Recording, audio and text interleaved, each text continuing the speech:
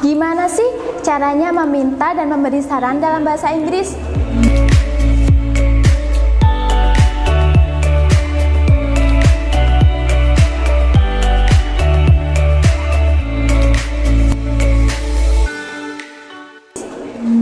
Halo Sobat Pintar, I'm Kak Tara. Welcome to my lesson in Belajar Online.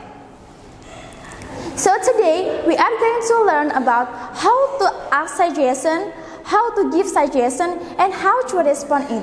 Jadi hari ini kita akan belajar gimana sih caranya kita meminta saran pada orang lain, caranya kita memberi saran kepada orang lain, dan menanggapi saran yang telah diberikan orang lain kepada kita. Sebelumnya kakak mau tanya, Sobat Pintar tahu nggak sih apa sih suggest itu? What does suggest mean?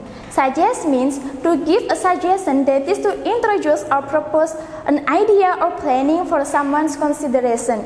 Jadi maksudnya suggest adalah memberi saran yang mana bisa berupa mengenalkan atau mengusulkan ide atau rencana untuk pertimbangan seseorang dalam mengambil sebuah keputusan. Gimana sih bentuknya suggestion itu? Suggestion can be informed, jadi bentuknya suggestion itu bisa berupa solution, solusi, idea, ide, planning, rencana, or advice atau nasihat. Dari animasi yang Sobat Pintar lihat sebelumnya, di situ ada anak-anak yang bosan. I'm bored, Mom, Dad, let's go camping. Di situ si anak selain mengajak orang tuanya pergi ke camping, si anak juga menyarankan ke orang tuanya agar tidak bosan diajak pergi ke camping. Jadi selain let's, Sobat Pintar juga bisa menggunakan ekspresi-ekspresi yang lain loh. Here I will show you. Yang pertama, let's. Jika Sobat Pintar menjumpai let's, itu harus diikuti oleh verb one. Verb one itu yang gimana sih Kak? Seperti study, read, cut, dan lain-lain. Contohnya gimana? Let's study, artinya ayo belajar. Berarti di situ Sobat Pintar memberi saran atau mengajak temannya belajar. Yang kedua, why don't you diikuti oleh verb one. Jadi jika Sobat Pintar menemui why don't you, harus diikuti oleh verb one ya Sobat Pintar. Contohnya gimana? Why don't you go to cinema? Kenapa kamu nggak pergi nonton aja? Dan yang ketiga, Sobat Pintar juga bisa menggunakan you could diikuti oleh verb one jika itu kalimatnya aktif. Di situ ada could. Sobat Pintar bisa mengetahui kalau could adalah salah satu modal auxiliaries di mana kalimat sesudahnya verbnya harus diikuti oleh verb one. Contohnya gimana? You could go home early. Kamu bisa pulang lebih cepat. Dan selanjutnya ada how about dan what about. Sekilas seperti mirip ya Sobat Pintar, how about dan what about. Tapi di situ ada perbedaannya loh. Jika how about itu harus diikuti oleh doing something or doing an activity, atau juga harus diikuti oleh verb ing. Contohnya, how about going to cinema? Bagaimana kalau nonton aja? Tapi jika what about itu harus diikuti oleh someone or something, harus diikuti oleh noun. Contohnya, what about cinema? Bagaimana kalau bioskop?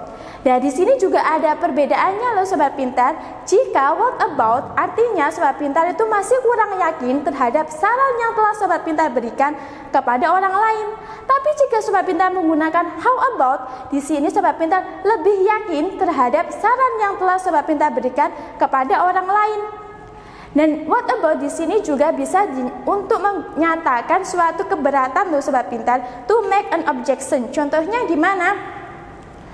Kakak bareng sama teman-teman kakak. Ternyata temannya kakak bilang, we are going to leave now. Kita mau pergi nih. Terus kakak jawab, what about me? I don't want to stay here alone. Bagaimana denganku? Aku nggak mau di sini sendiri. Di situ artinya kakak keberatan kalau kakak ditinggal sama teman-teman kakak. Selanjutnya ada I suggest that. Jika Sobat Pintar menjumpai I suggest that yang artinya aku menyarankan bahwa, itu harus diikuti oleh noun clause. Contohnya gimana? I suggest that you need to visit your mom. Dan yang terakhir ada you should yang harus diikuti oleh verb one. di sini should adalah termasuk salah satu contoh modal auxiliaries. Jadi jika sobat pintar menjumpai should dan could, itu harus diikuti oleh verb one jika itu kalimatnya aktif. Contohnya gimana? You should visit your mom. Selain memberikan saran kepada orang lain, sobat pintar juga bisa meminta saran kepada orang lain loh.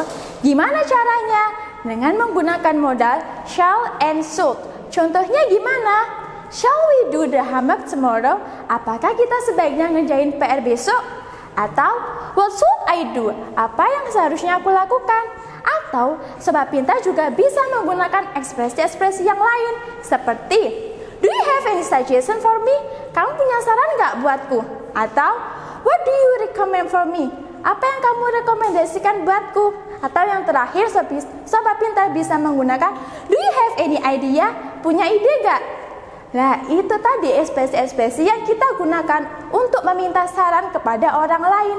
Nah, setelah orang lain memberikan saran kepada kita, gak mungkin kan kita cuma diem aja, gak kasih respon, cuek aja.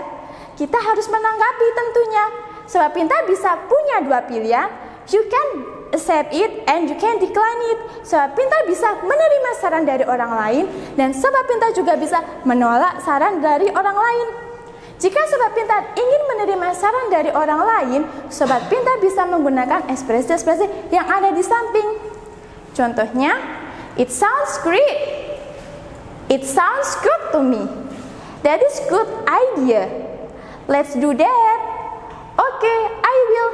Nah, itu tadi ekspresi-ekspresi yang bisa sobat pintar gunakan ketika sobat pintar menerima saran dari orang lain. Tapi, jika sobat pintar mau menolak, sobat pintar nggak boleh langsung pergi gitu aja atau dicuekin orangnya. Sobat pintar harus menolak dengan cara yang sopan. Gimana caranya? Dengan menggunakan ekspresi-ekspresi yang ada di samping. Contohnya, I don't think that's good idea. I'm not sure about that. Atau sobat pintar bisa berkata, sorry, I don't feel like I have to go. Di saat sobat pintar menolak suggestion, sobat pintar juga bisa mengkasih alternatif lain. Dengan menggunakan apa? Dengan menggunakan I would rather yang artinya sama dengan I prefer atau aku lebih suka. Atau sobat pintar bisa menggunakan we had better yang artinya sama dengan we should. Contohnya gimana? Contohnya kakak sama teman-teman kakak lagi bosen di rumah. Ternyata kakak ingin kasih saran pada teman-teman kakak. Why don't we watch movie in cinema? Jika teman-teman kakak menerima saran yang kakak beri, teman kakak bisa menjawab dengan it sounds good idea. Tapi jika teman-teman kakak menolak saran yang telah kakak berikan, teman-teman kakak bisa menjawab dengan I'm sorry, I don't feel like I have to go.